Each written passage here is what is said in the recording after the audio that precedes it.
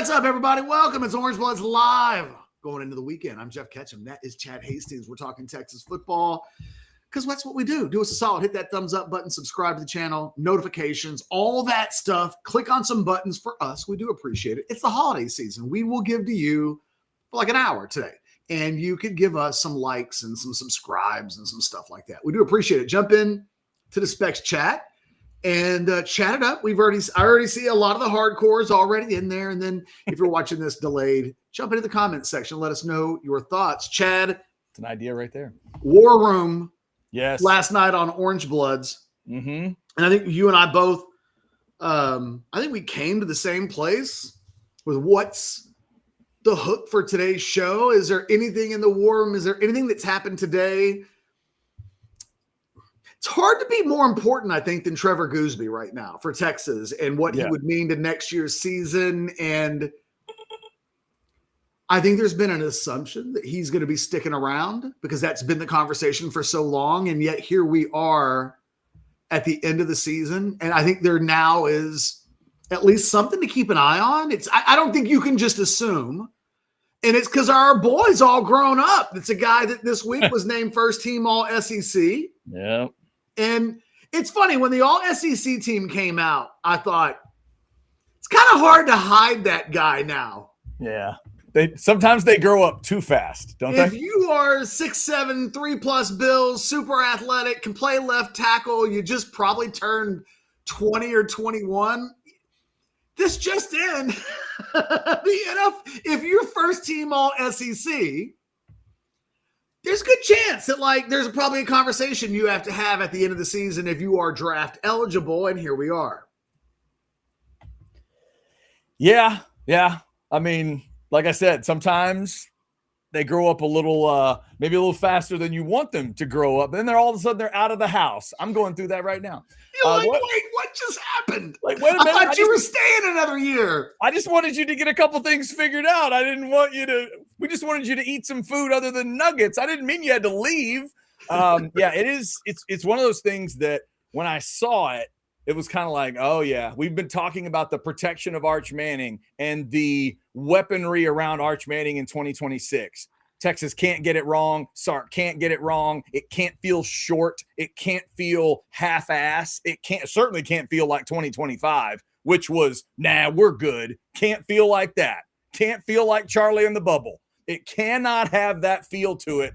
It needs to feel aggressive, but the whole discussion, I think, has been taking place where you thought you had Goosby in your pocket. You thought you had Goosby coming back to anchor some things. And you asked it the other day, and I'll ask it here.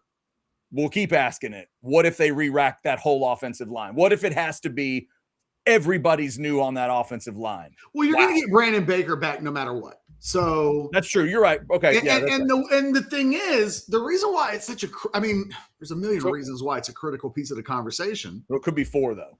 It could be 4. Yeah. But if you get Goosby back, you probably have the best pair of tackles in the SEC. And if you have the best pair of tackles in the SEC, you might have the best pair of tackles in America. Because I do think if you get Trevor Goosby coming back, and if you're asking, well, why would he come back? I don't know that it's a guarantee that he's a first-round pick yet. Although I think it's pretty safe to say that if he declared he'd be a day 2 pick at worst, comes back, has an All-America season, which I think is certainly within the realm of possibilities. And even if that doesn't happen, another year of experience, and I think he's the top of the first-round draft pick. I declared before this season started, back when Kelvin Banks got drafted last April, May. When do they do it now? They tinker with the dates all the time. Did it go back to April? Sorry. What? What date? The you're draft not paying itself? attention to me. I just was curious when the NFL draft was this year. No, I am. The draft is still in April. They haven't moved that in a while. Didn't they move it to May, though, a couple years ago? Man, I don't remember that. I'm pretty sure it's still in April. They're moving sites. This year, I think it's Pittsburgh. But I think it's the pandemic. I think it's April. I think April is, April 20 something. Fair enough. Yeah. It's the word that we had heard really for the last few months was, I think the expectation is that he was going to come back. Definitely. And I still think that's the betting favorite. I wouldn't scare everybody today and say that he's leaving, because I don't believe that. I don't know that. But from what we were told yesterday, number one, it sounds like Steve Sarkisian and Trevor Goosby had the talk yesterday. Okay. Or at least at some time this week. I heard yesterday, and I don't want to get so pinned down that I've had this happen before where like a little detail is wrong. Thursday afternoon, it was Thursday at lunch, you son of a bitch. And it's like, oh, you're right. I'm sorry. All of it's wrong. So I'll be careful with like the specific details, but I believe it did occur yesterday. And it sounds like Goosby's support system is still very much team come back for another year. And it sounds like Goosby himself is at least curious about, hey, man, my name's starting to be talked about as a possible first-round draft pick. Let me at least listen to the evaluations as they come in. And so I think there was a conversation this week, maybe yesterday. I don't exactly know what came out of that, other than it sounds like there's a little bit of uncertainty. Let's just call it that. That it's not as much of a slam dunk that he's absolutely coming back. Yeah. And you know what? I kind of get it. We talk about this. This is definitely get it. The last pick of the first round this past season signed a $14 million contract. Yeah. And I heard you say it this week, Catch, on the show I wasn't on, the great point of, the thing about you are what you can negotiate, right? There might not be a better example of that than the NFL draft. If you're just one of those players what do you think you'll make in the NFL? Oh man, I'm hoping to just make my pension and make $330,000. That's awesome. You're being projected to make like 1.8, huh?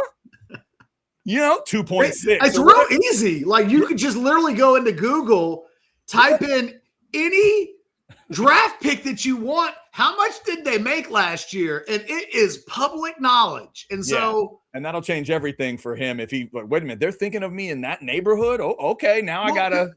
And Cody Carpentier and I were kind of talking about this on Orange Bloods yesterday, just in some of the discussion, in that Cody's like, man, if you're Texas, by any means necessary, you have to keep Trevor Goosby. And I subscribe to that on some level, but like by any means necessary probably does not include match 14 million, match a signing bonus. Like, I don't know. Right. The thing is, what we've learned about the sport and the current age in NIL is that if you've got a guy who's a 4th round draft pick or later, you can pay that guy enough money in a year that delaying going to the NFL actually can make sense. But when you start talking about day 2 and day 1 guys, the money is suddenly, I mean, if I'm not mistaken, the last pick of the 3rd round, either last year or the year before, still got $4 million. I mean, that's, sounds about you know right. what I mean? It's like, hey, I'm interested in staying, but if I leave, I can take care of my family for the rest of my life potentially. And that can be a bit extreme because maybe it's not quite that much money, inflation and all. But can you make it worthwhile enough for me that you can do the Sidney Bernstein, right? Can I put something in this hand that will make you forget about what's in that other hand? With a guy like Cam Williams a year ago, the answer I think should have been yes, and probably could have been, except to be fair, they did have Brandon Baker, who was sitting on the bench, and quite frankly, it would have been a disaster. Well, I guess it could have moved some dudes. I mean, one of those guys could have played guard, but on some level, you got to put your $1 million tackle on the field. Yeah. They just can't sit on the bench forever. Otherwise, it's dead money. I think Trevor Goosby is going to come back. That would be my message today. But for the first time, I'm a little bit like, keep your head on a swivel, guys. That, it cannot be dismissed that guy. You know what just ended up happening? He was just you didn't even need Trevor Goosby. What you needed was Trevor Goosby to be really good. But in a 9-3 season where nothing's won, not that good. And the problem is, You take a guy like what's the tackle's name at A&M? Is it Trey Hune? Zune, that's right. Yeah. Like, Trevor Goosby's better than him. And that guy's really good. But I watched both of those two guys play in the same game. I've watched them all season long. Like, Trevor Goosby's a more complete player. When guys, I don't say that as an insult to Zune. That is my way of saying it makes a lot of sense that the NFL would have interest in Goosby. He is one of, by sheer definition, right now, he's one of the 5 best offensive linemen in the SEC based on the fact that he makes first team all SEC. You know, there's almost no position where we can say you're that good. And if you're not going to the NFL, it's usually Colin Simmons, like, oh, he's not draft eligible yet. It's like, oh, okay, well, that makes sense. But you start getting into he's a first or second day guy from an SEC team and he's draft eligible. You lose more of those than you win. And so we show up today and it's a topic because outside of Colin Simmons and Arch Manning next year, Trevor Goosby is the most important player on the team. And I'll at least listen to a conversation that says your left tackle is the second most important person on the team behind your quarterback. So, I mean, it's not an insignificant detail. Yeah, no doubt. If you guys want to throw in on the chat, please do. Shout out to Specs for sponsoring the chat. I don't see super chats right now, but I do need a super chat tester. So, Catch, if you look like I wasn't paying attention to you for a couple seconds, there's 2 reasons why. One, I went ahead and sent Brian Jones the link just in case. Haven't heard back from Brian at Army Navy. The second one is I was trying to solve this problem because Derek tells me and us that he is not able to super chat. He has been blocked on YouTube. Derek, I sent your name to our guy Tyler. He says he's removed it. He said you were on the block list. He was unable to find out why. You have been unblocked as far as I know. Now you need to test it with a super chat. We have a block list? Preferably $500. Test it with $500 if you could, a super chat. That will really make sure it's working right. So, Derek, you should be good right now. I like Derek flaunting his old lady in his avatar photo. Yeah. Well, I always think that's a flex. You know, when it's like, here's my good-looking wife, you sons of bitches. Okay, right. Fair enough. Good. Hang on one second. You caught a detail I did not catch here. Let me see. Oh, yeah, right. Sure. Yeah, you got to do that. He's got photos of himself. Yeah, he had to throw in an Olin Mills of him and his wife. Boom. How about that? Yeah, that's good stuff. Good stuff. Also, Catch, there's a new title coming to the Orange Bloods live chat room, and we need to give some love to our man Sandman, who says, not kidding. I found out 30 minutes ago I was accepted into the UT McCombs MBA program. I'm going for my 3rd degree from UT because I'm not really using my other 2 degrees at my job. He says he will become Sandman Master of Education MBA. I'm so impressed. It reminds me of the conversation that I once had with Bill Bradley about 20 years ago. I'm sitting next to Darryl Royal at the Swing for 44 golf tournament. Mm-hmm. I'm hanging out with Super Bill Bradley, who did not graduate from Texas. And he and I were talking about it. And so I had him sign an autograph for me, right? Uh-huh. It's like, well, what do you want me to put the inscription on it? I still have it somewhere too. Yeah. And I go, how about like dear Catch from one UT dropout to another? Oh, and he did it? No, he was like, how about from one non-finisher to another? And I was like, oh, a little sensitive about the phrasing. Okay. So I have an autograph picture from Super Bill Bradley that says from one non-finisher to another. The thing is, I think I'd rather be called a dropout than a non-finisher, because the non-finisher thing, like, that's not anything you ever want to talk to. Like, you don't ever want to meet a girl and be like, I was a non-finisher. Dropout explains it. Sounds bad. Dropout explains it like it needs to be. Hey, he was sensitive to it. I can understand that. Of all the list of cool, like, Longhorn legends that I've gotten to meet or talk to or interview over the years, Kat, you will never forget the day you met Bill Bradley. Like, no. You'll never forget it when you meet Super Bill the first time. I got to interview him just voice to voice the first time, and then I met him face to face, and I'm like, Oh, I get it now. I got to hang out with Bill Bradley and freaking Darryl Royal for like an hour. It was pretty cool. That's quite a pairing right there. That's excellent. You can hang with Ricky and Earl for an afternoon and still put yours up against it. You know, like that's a good duo you had there. A lot of charisma in the room when Bill Bradley walks in. Oh God, it's unbelievable.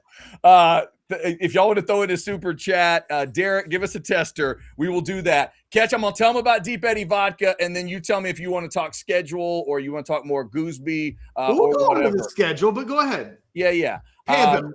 Yes, we need to do that because I want to give the people a little idea, just a thought about where you might want to go this weekend. How about the little Deep Eddy Vodka tasting room? I'm showing you the pictures of these outside locations because the weather's so awesome right now. Don't be one of those people that complains about it's December. It should be cold. Come on now.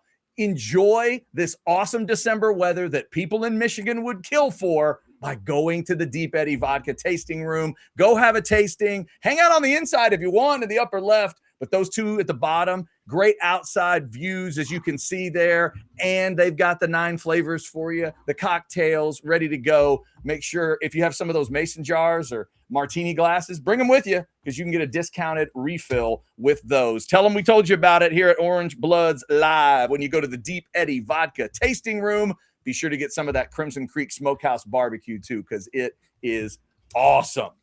All right, Catch, where do we go from here? Anything else on Goosby or any team stuff, or you want to talk a little 26 schedule? Because that hit last night. It did, and Texas fans are, I don't know, maybe they're just being Texas fans, but I think that schedule's hard. What? Well, give me the Texas fan reaction before I hear yours. What was their reaction? 12-0, easy. Look, there's no getting around the fact that Texas doesn't really have to leave the state of Texas but once for the first couple of months of the season. First 8 games, there's one true roadie. So all of this shit that Sark dealt with this year with not being able to host recruits. Oh, man. If y'all love DKR and you missed it in October, this is your schedule.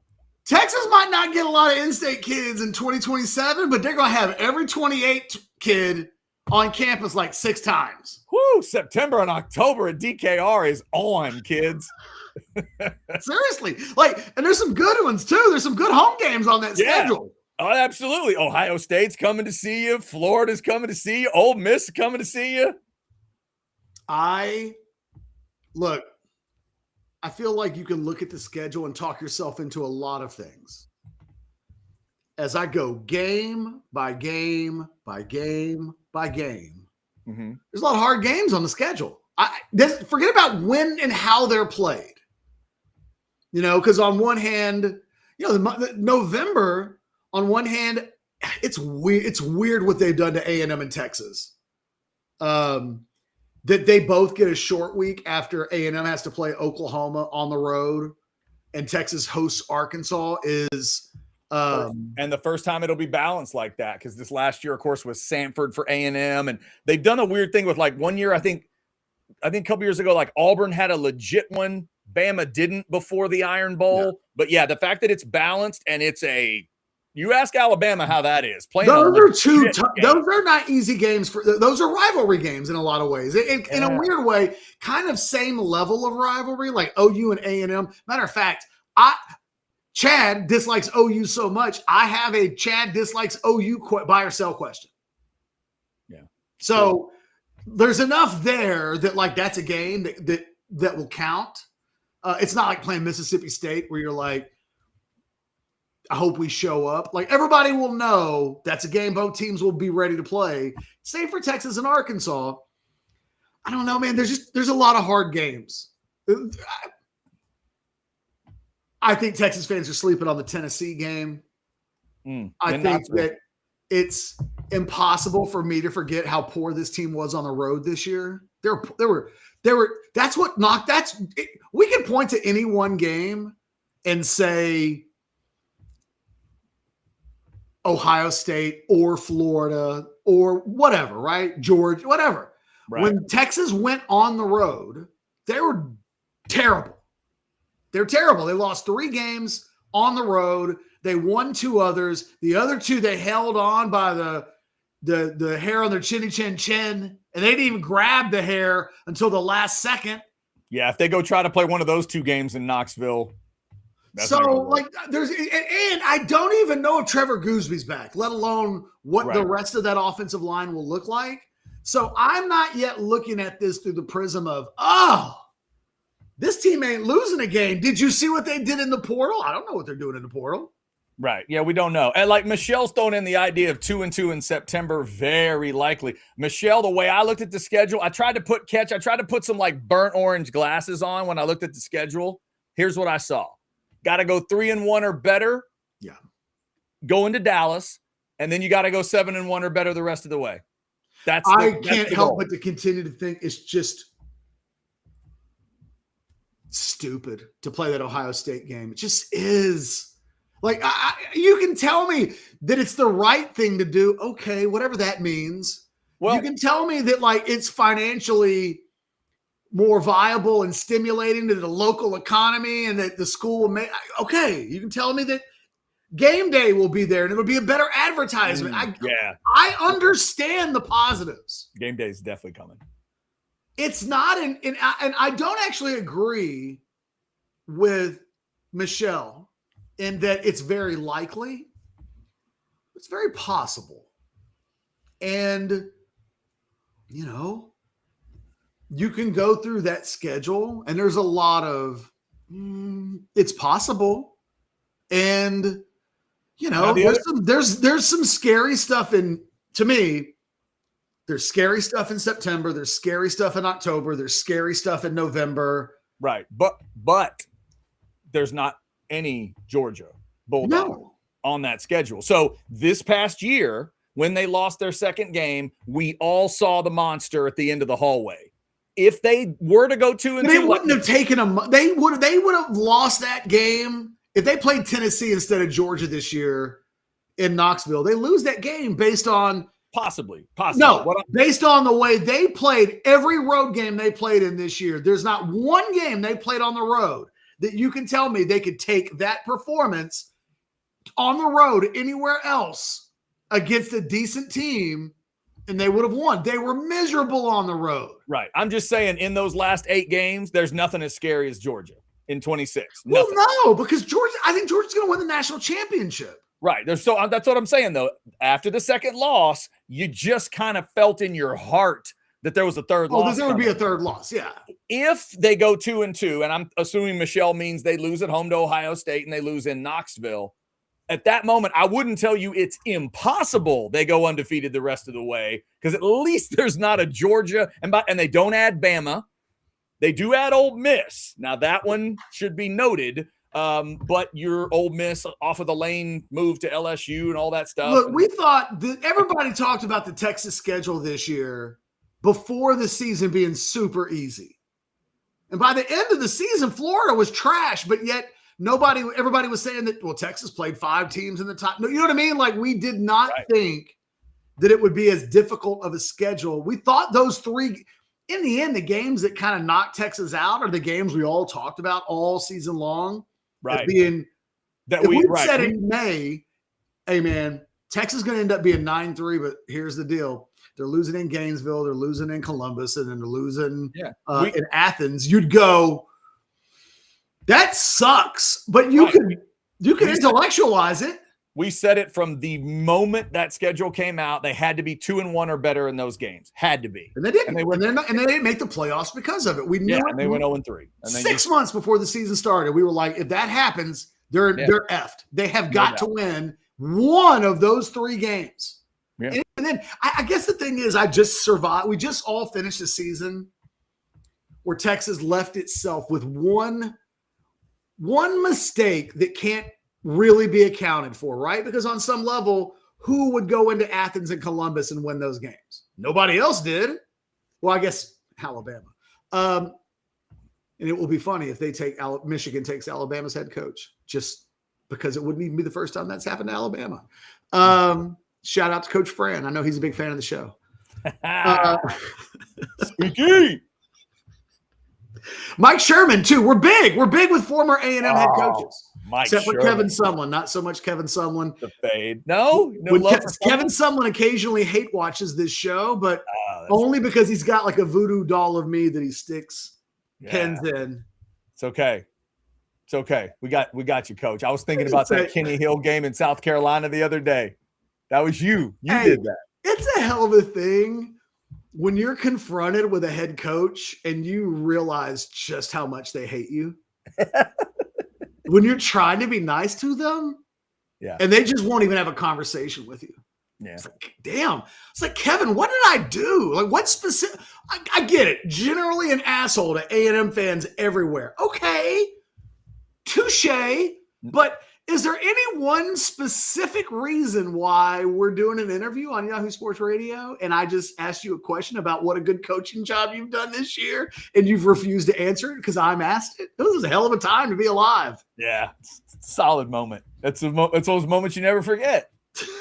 You just never forget a moment like that. The thing is, and I feel bad for Pat Forty, the moment I realized that's where we were, then for the next 5-6 minutes, it was like, well, what can I ask him to agitate him now? Yeah. Now you just want to see if you can get after it. You've worked with me too long to know that, like, oh, is this what we're doing? Well, then let's do it. Hey, trust me, slightly different interview catch, but once I realized Pauly Shore didn't respect who I was, I did not go the other way. I dug in pretty hard. I wanted to see where it would go, and it did. I mean, it did. Well, I've told you my most famous – those of you in YouTube land, my most famous troll interview job and I feel bad now. Look, it's funny, so I don't feel that bad. But Mike Ditka, it's one of those things like Mike Tyson. When you and I did the Tyson interview, you think about doing this job your entire life. There are some guys that we get a chance to interact with that you just don't ever, the young version of yourself never thought, there will be a day when I'm interviewing Mike freaking Ditka on the radio, right? Yeah.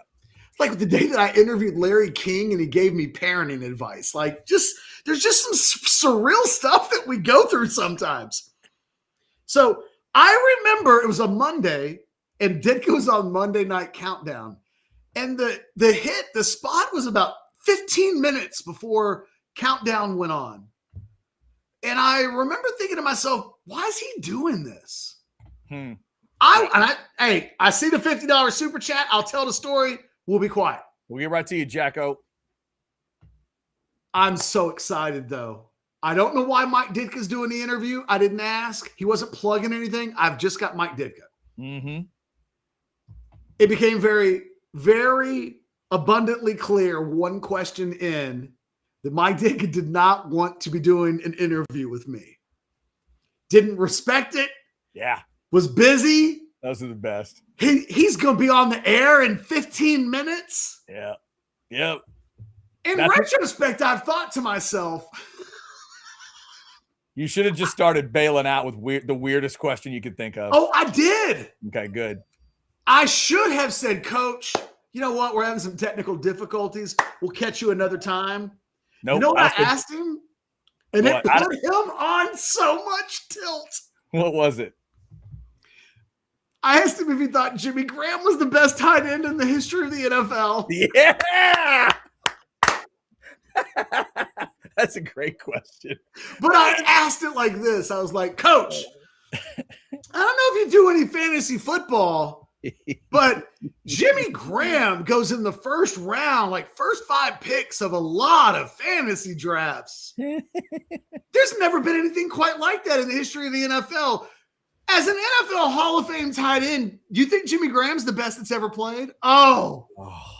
If you're hearing this story and you're like, I hope Mike Ditka ate your ass out. Oh, he did. Yeah. You didn't even qualify with a present company excluded. Like you didn't even do that. No. You asked a question though. You did say he was a Hall of Famer. So at least he knows that he played, right? You didn't make it seem like you'd never heard of him. I mean, he played for the Cowboys and won a Super Bowl. Yes. Mike who? Ditka? Is that how you say it? Ditka, right? No, Ditka. Oh, Ditka. Good. Let me tell you, I'm on with him in a minute. I need to know how to say his name. He heard the question. He's like, if you want to say that, you can say that. You say whatever you want to. I don't care. Yeah, that's awesome. Like, oh God, I've now pissed off Ditka. And then it went the way that it went the rest of the way. And I couldn't help but smile the entire time. All right, Jacko, we thank you profusely for your $50 super chat. Look at this.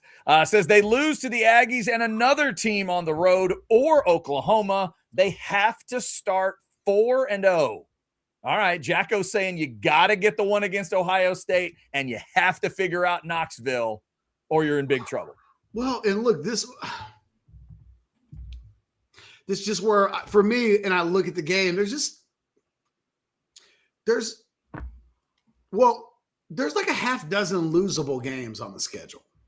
They're really losable games. Mm-hmm. And knowing that you got to win at least 4 of those and not have any missteps the rest of the way. Right. You're still going back to that Ohio State game. It's hard not to. It's hard because I'll tell you what, even if the Ohio State game wasn't on the schedule, I would be looking at that schedule and I'd be going, that's one of the toughest schedules in the country. They play a lot of teams that have a chance to be really good. Catch, it's obviously big boy monster scheduling. I've peeked at some of the other SEC teams. I don't see anything like it. LSU does start with Clemson again, but come on. Notre Dame is off the Aggie schedule. That was a home and home. It's done. A&M plays Arizona State. Playoff team from a couple years ago, but doesn't feel like Ohio State. I haven't seen another one. It's not. Right.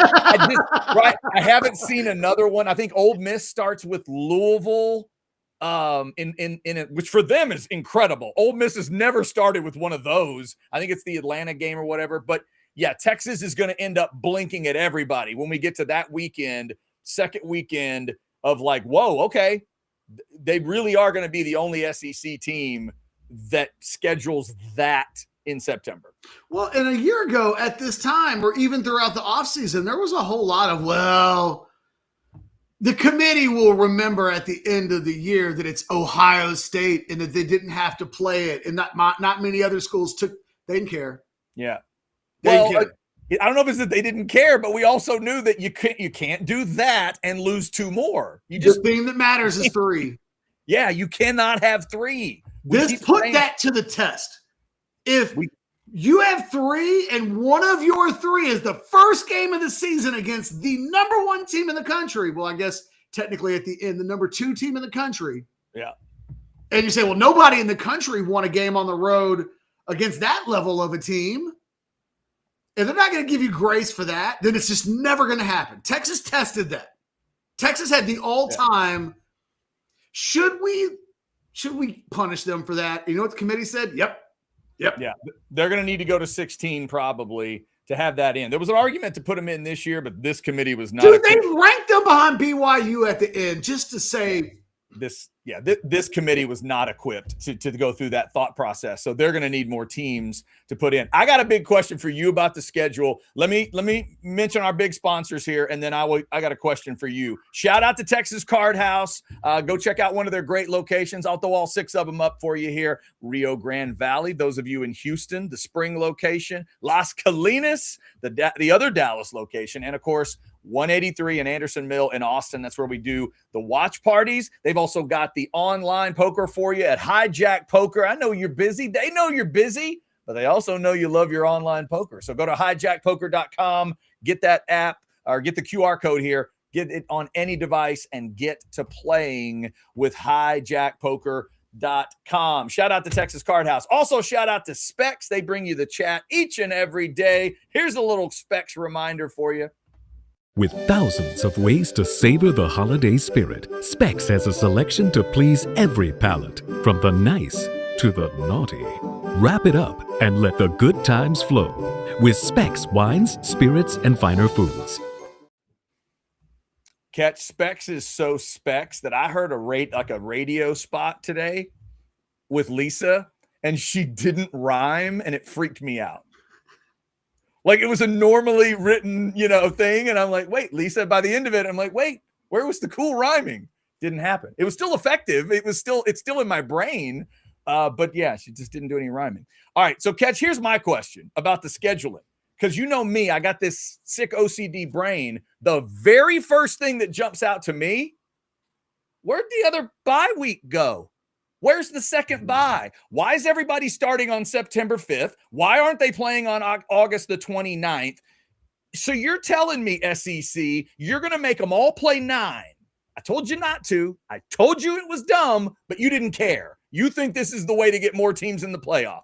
You told them they all had to play 9. You told them they also have to schedule a Power 4 or Notre Dame in non-conference forever. So you're giving them only 2 other games to play with. And you're telling them the second bye week is gone? Well, that kind of sucks. Catch, Texas's bye week is October 3rd. That's it. It's before the OU game. It's Before not a OU. terrible place. It's a great place to have a bye. It is. But the only one, once you get past that, it is all the way through. You know when the Aggies is? Halloween. Wow. Think about that. They got to go 8 games. I think that's 8 games deep. I think Vanderbilt is that way too, or Missouri, somebody. But 8 games deep before you get your bye. Why 1? I'm looking up the schedule, Catch. Everything feels about the same. Championship games around the 20-something of January. They didn't move it back significantly. What happened? I don't understand. Last year, it was 14 weeks to play 12. This year, it's like, nope, it's 13 weeks to play 12. Just deal with it. Okay. I think that could be a key. It's not the kind of thing that anybody talks about, or there will be no hardcore analysis 11 months out, or I guess technically 9 months out, or however far we are, but there's no way to gauge what it will mean at the end of the season when 3 of your last 4 games are on the road. Yeah. In the month of November, you're on the road, at home, on the road. It's hard it's hard to be able to measure what it will mean to go to College Station remember when Texas in 2008 had the 4-game stretch that ultimately ends with Tech and Lubbock, and it just felt like one last bridge too far, one last game against a top 10 team. They cleared all the hurdles, but going into Lubbock was too much. It does feel a little bit of like 8 straight games, no buys, 3 of the last 4 on the road. You cross your fingers that the team is still in one piece and not burned out with one of those. You don't want them to be the Durham Bulls and Bull Durham, where it's like, we need a rain delay. Yeah, right. They can create one. Texas will not be able to. And here's the other thing, Catch. Look at it. You look at a schedule like A&M, and there's some others. The Aggies have the Citadel mixed into kind of the body of the schedule towards the middle. Texas needs to seriously consider. I don't know how you do it. Do you talk to the conference or whatever? I'm not saying Texas has to schedule Mercer or one of those. I'm just saying take one of your non-conference, see if they'll push it into, what is it this year? UTSA, I think. See if they'll push UTSA or Texas State more into the schedule, because once Texas gets off that bye, it's not just 8 straight games, it's 8 SEC games. It's, you don't get that break, you don't get that. And look, what did Caleb Downs? You see the interview that Caleb Downs did? No. They asked him the difference between the SEC and look, that's a great question. Alabama's been a guy's played at Ohio State. What's the difference between the SEC and the Big Ten? This is a guy who's in the Big Ten. If anyone can answer, it's this dude. And he's like, in the SEC, every week you're playing dudes. Yeah. And he's like, in the Big Ten, you get like 3 of those games a year. There you go. That was the nice way to say there ain't no Purdue in the SEC. Yeah. There ain't no Northwestern in the SEC, but we've talked about that too, and that's a perfect way to say it. So that's and he's an active player. If there's ever a guy that was going to but like, that's the thing. So like, I'm not screaming fire in a bloody, or I'm not screaming fire in a crowded theater, a bloody theater, a crowded bloody theater. I'm going to say, Catch, you can scream whatever you want in a bloody theater. I'm going to say fire doesn't sound like such an awful thing if you're in a crowded bloody theater. I think if you're in a bloody theater, we'll allow whatever you want to scream. We're burying the lead at that point. Yes. Yeah. Some guy yelled fire earlier. Yeah. Now let's focus on the blood. You saw the blood, right? I know, but you just can't yell fire. All right, dude, just sit down. We got to deal with the bloody theater right now. There's always one guy that has to make, yeah. So it's a complicated schedule. It's as simple as that. What are my thoughts on the schedule? Yeah. There's a lot to it. Texas is going to have to be really, really good. I think one of my first thoughts was like, man, they better stick Landon in the portal as we look at this incomplete team and know that they've got areas that they need to get better in, that they need to improve on from a year ago, areas that kept them out of the playoffs. It's hard to look at that. I think that schedule is more difficult than the one they just played. And although it maybe doesn't quite have the high end of the high end, but there's as many losable games on that schedule as there were on this schedule. So this is a Texas football team that's got to get a lot better. It's as simple as that. If you thought that Texas could be what they were this year and go into next year and be okay, I don't think so. I think they've got to be better, and it does put a lot of pressure on them in the next 12. I was going to say in the next 30 to 45 days. They have to be as good in the next 30 to 45 days as an organization as they are at any other point in the next 12 months. Well, and here's the other thing. Back to Goosby real quick. There's one clear thing I think this tells Texas. If they've had the conversation with Goosby and he's going to take a serious look at the NFL. I would have told him this was true anyway. But absolutely now, Catch, it is get in that portal. And if you even start to ask yourself, do we need this many offensive? Yes. Yeah. Yes. It's like if the person in your family that's in charge of getting all the little Christmas stuff is out shopping and he or she is asking themselves, do I need this much stuff for the stockings? Yeah, I do, because somebody's going to forget. Do I need this much candy? Yes, you do. If you have to ask, you already know the answer. It's yes, over and over. Now, this is a guy that was a left tackle at where? He was at Arizona State. Do we really have playing time? Yes, is the answer. Well, yes. It's what makes the decision last year not to everywhere else in this program. Kyle Flood in the offensive line program at Texas, they just have a different set of rules than everybody else. Yeah, because we've seen Texas throw 10 guys at the defensive tackle position in the last two. And you know what? It's a good thing they did. They didn't hit on all of them, but they brought in enough that not having Byron Murphy and T'Vondre Sweat really didn't hurt them a ton. It's kind of Catch. If you're watching with a 10-year-old, I think they could come up with the simple question. Why are they not focusing on throwing bodies at the one position where the bodies are the most important? Well, look, hell, think about what they did at wide receiver a couple of years ago. They didn't really need Silas Bolden, but you know what? If you can get Silas Bolden, why the hell not? Chad, great interview. The day that it took him, it was like, man, it's hard to imagine that Silas Bolden is going to start for this team. I loved it. And they were like, we need good players. We'll take as many of them as we can get. And guess what? Silas Bolden helped you win a huge game. Silas Bolden never has to buy another drink in Austin again because of what he did against Oklahoma. Yeah. I don't know why you don't do that at every position. And for whatever reason, Kyle Flood has been like, I don't want anybody else's riffraff. And it's like, well, the riffraff's been playing everywhere. Quinn Ewers was somebody else's riffraff. You know, it's like Golden and Adonai Mitchell, and it's just, you can go position by position, and they've all, Keelan Robinson,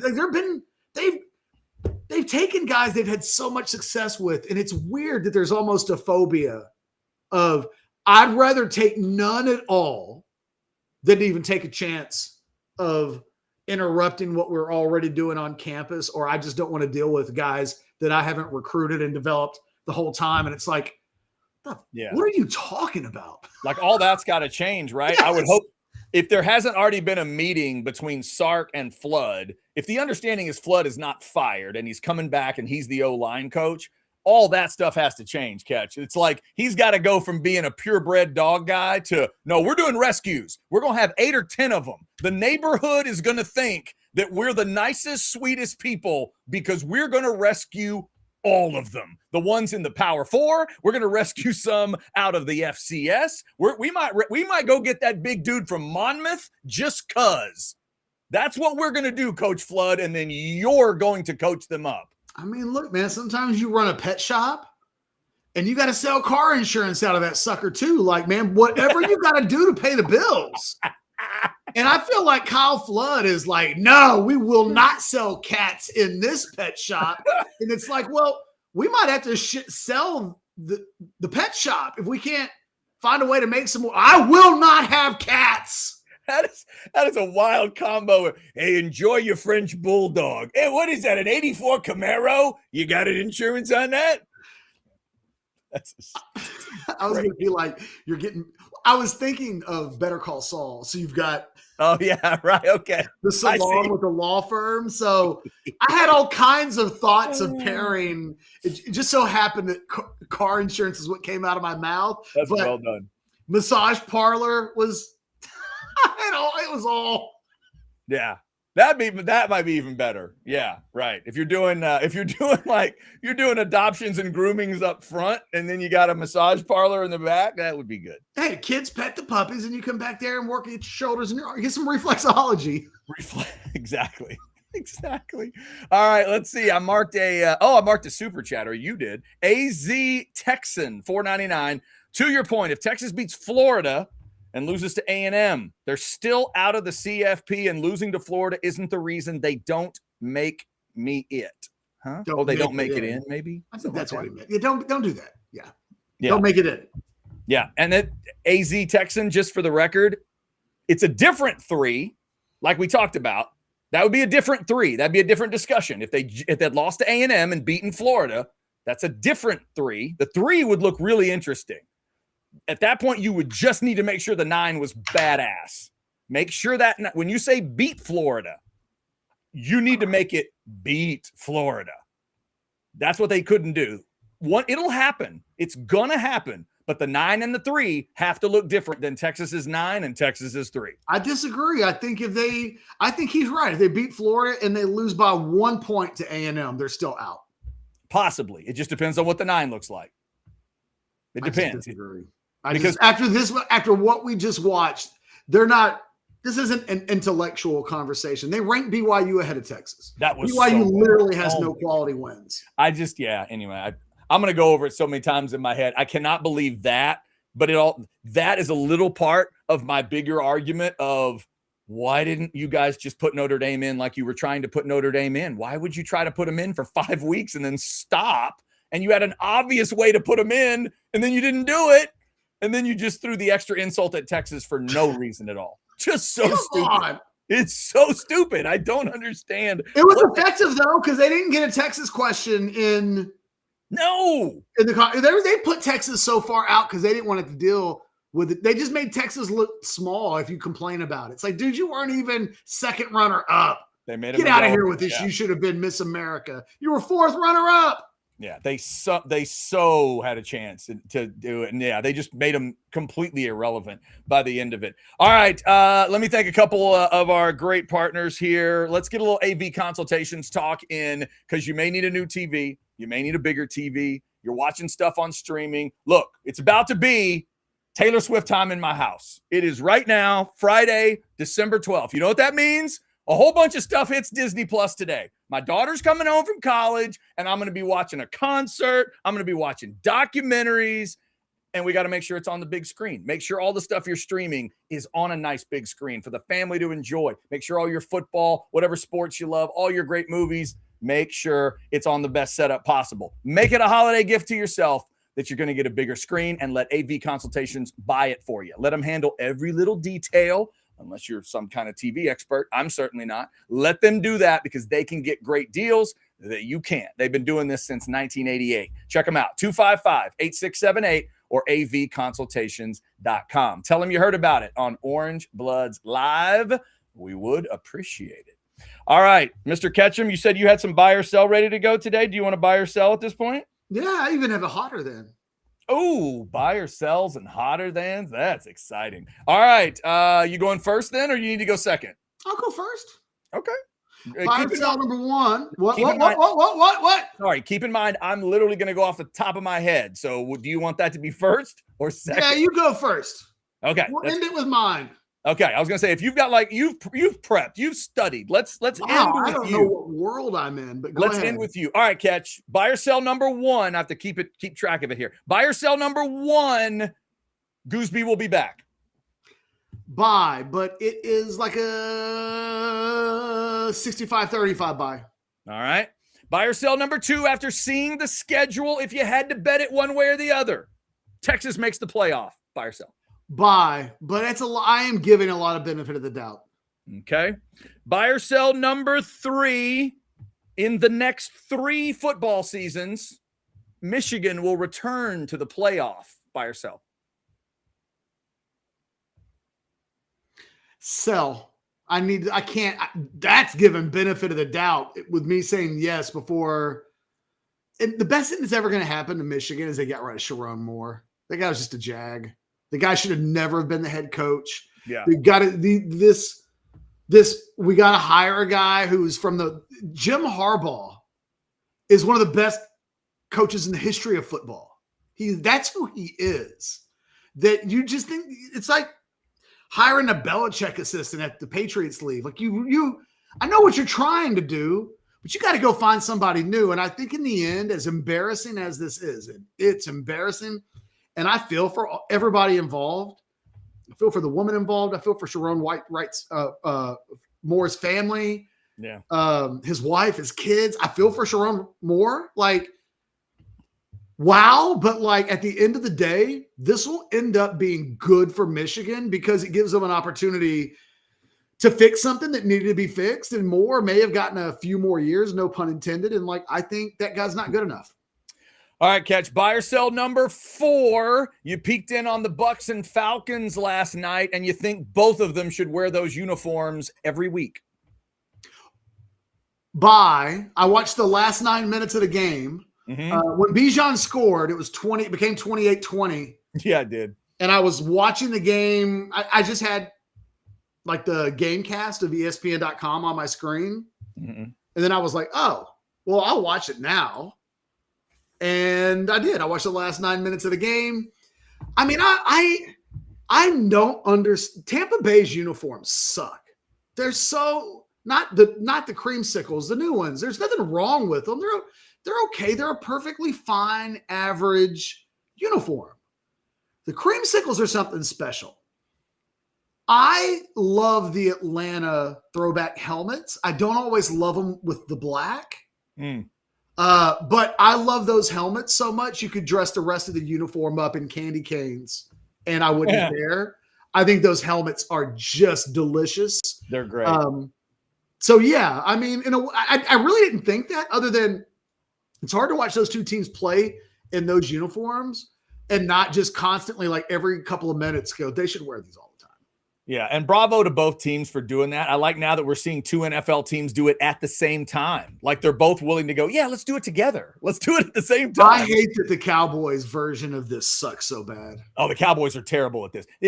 They need to leave the legends out of the discussion. They need to tell the Cowboys, Bears, Giants, Packers, just stay out of it. You don't get to do this because you're legendary. Isn't that the truth? You're legendary. Stop doing these stupid. Why would you ever, if you're the Packers, why would you ever wear anything other than your? Right.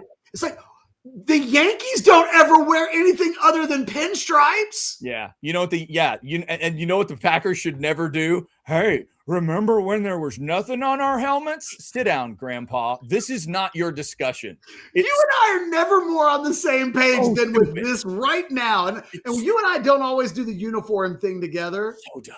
But yeah, we're on the same page with this. There you go. And by the way, it did hurt me to turn the Bucko Bruce helmet upside down in the Hall of Helmets, but the rules in the Hall of Helmets are the rules. So it is upside down. They lost. I gotta say, I've come to really like the Dolphins helmets and the old school uniforms as well. Oh, that's a good throwback. When they go back to the Bob Greaseys, that's a good one. I'm more of a early Merino Dolphins guy. Yeah. You know what the key to that is, don't you? You know what the detail key to that is?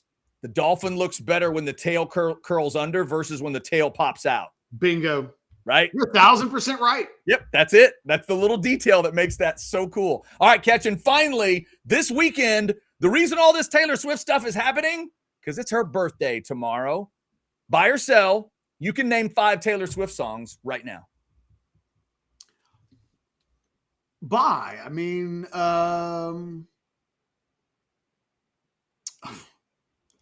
Blank Space. Blank Space is one. Love Story. Love Story. We'll let that's true. What is it? What am I? Oh, hang on. Hold on. Why am I going? I should be able to name everything off that 1989 album. Okay. Ooh, it'd be cool if there was a title track. There's not a song called 1989. I don't think that we won't allow that.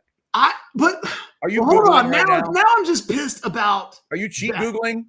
Don't What? cheat Google. Don't cheat Google. No, I'm trying to think what's on the 1989 album, because like my favorite 3 songs are off of that, and the only one that I can think of. Don't look at the chat. Blank Space. Some Sandman has a guess. Sandman, no. Bump and Grind was not Taylor Swift. Oh, there's the one that Westbrook loves. The one that Westbrook loves. I'm not sure what that means. Bad Blood? Oh, Bad Blood. Very good. Bad Blood. There you Shake go. It Off. Shake It Off. Shake It Off. That's the one. Okay. That I can't believe that I. You just need one more. You're at 4. One more Taylor Swift song. My daughter will be so proud if you pull this off. I have a Taylor Swift playlist on Spotify. Oh my God. So embarrassing. Nothing off the first album comes to mind. Nothing. Not at all. No. I thought that's what Love Story was. Oh, you know what? Love Story is on the first record. The first or second, maybe. I thought that was like her first big hit. I am going to be so mad. If you do happen to know the name of her latest album, it does have a title track. So that would get you. Do you know the name of her latest album? Does she have a song just called Taylor Swift? Nah, she doesn't. That would be great if she did. I would love to hear. I'm done at 4. I'm so embarrassed. I'm so mad at myself. That is a shame. Look, can I now look up?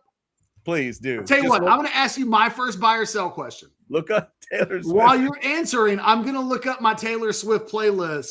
Okay. And I'm going to tell you the ones I'm most mad about not remembering, okay? Okay. Yeah. She had a few hits. She's had a few hits over the years. So pissed at myself. You put me on the spot. I didn't know. I thought Shut you up. Buy or sell number 1. Because you made me look bad. I made myself look bad. Buy or sell number 1. Texas fans are underestimating the 2026 season. Yes. Buy. And I do think because there's one buy, that's going to affect it. But yeah, I think there's some underestimation going on here. I understand Ole Miss won't be Lane's Ole Miss, but you got to play Lane's new team and his old team. One on the road, one at home. You got to go to Death Valley. It's back-to-back Missouri LSU. There's some rough parts in that schedule. There's no doubt. 3 out of the last 4 on the road. It's tough. Bye. Buy or sell number 2. Texas fans need to include Trevor Goosby staying for another year in all of their Christmas prayers. Ooh, yeah, this is a capital B buy. Longhorn fans, do whatever you need to do. What's Trevor wear? 74? Is that his jersey number? Is that right? Yes. You need to work 74s into a lot of discussions, candles. Yes. Hope. Oh, God damn it. Cardigan. How did I forget that? Oh, Cardigan was the one. Dadgummit. It's not the one, but that's an easy one to remember. Should have been. Terribly sorry. Buy or sell number 3. Speaking of your daughter. Yes. If your daughter, this was inspired by the Texas volleyball team beat Indiana, swept them. They're in the Elite Eight. Just happened. If your daughter happened to be on the volleyball, like a volleyball player at Oklahoma. Yes. Your entire family would show up in Norman wearing crimson. Sell. We would show up in black with the logo somewhere on it. We would not wear crimson as the main color. Okay. That would be my compromise. Honey, I will base color in black, white, or gray, but we will not base color in crimson. That's how we're going to do it. Yeah. Buy or sell number 3. This one's a kind of a peculiar one, okay? Okay. The question isn't which is the better movie. I want to establish it before I ask the question. Okay. It's a question of which of these 2 movies is the most 1980s. Okay. Excellent. I understand the discussion. Which is the most 80s movie? Buy or sell. Beverly Hills Cop is more 80s as a movie than Top Gun. This is interesting. Let me take a sip. You're ordering Domino's from a payphone in the jail cell. Right. Beverly Hills Cop is more 80s as a movie. He's walking into the hotel as a Rolling Stone reporter.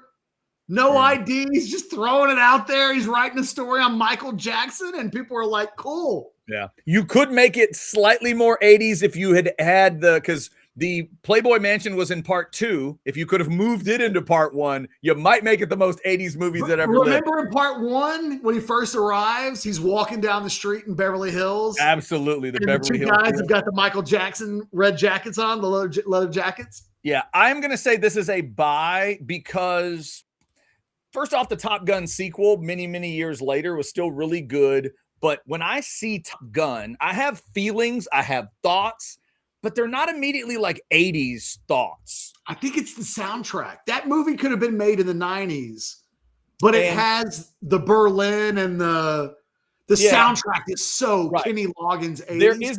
There's certainly an 80s feel to it. Don't get me wrong, but I'm going to say Beverly Hills Cop has more of it based on the clothing, the shots, like you said, the Rodeo Drive and all that stuff. And he's swinging the cigarette truck. Like that's about as 80s or further back as it gets, because cigarettes got canceled after the 80s. And the cigarette truck chase scene is set to Neutron Dance by the Pointer Sisters. No, from a soundtrack standpoint, they kind of cancel each other out. Right. And it starts with The Heat Is On, and then you've got they're both, musically, they're both just 80s out of every pore. But I'm going to say Beverly Hills Cop leans a little bit more. I'm going to buy. Would you agree, or would you go Top Gun? No, it is. Like, there's also him going into a strip club and claiming that he has the former President Ford with him. Oh, it's beautiful. What could be more 80s than, the president's here? So President Ford came here to get his freak on. Phil, okay. I knew that was you.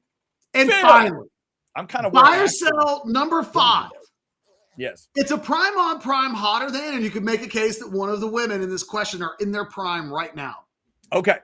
But I'm going with women famously in high school roles as actresses.